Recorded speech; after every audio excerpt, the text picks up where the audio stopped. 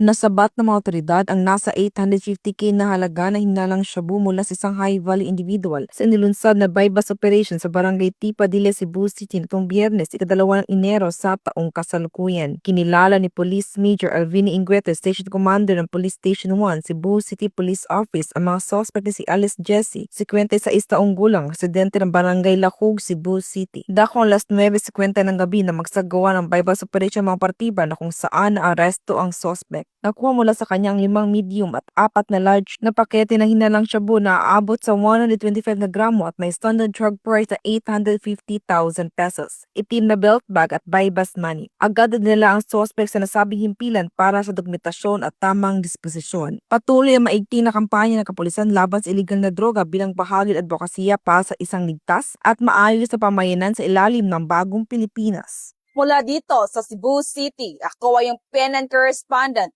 Patrolwoman Annalyn N. Canoog, alagad ng batas, tagataguyod ng Balitang Pulis.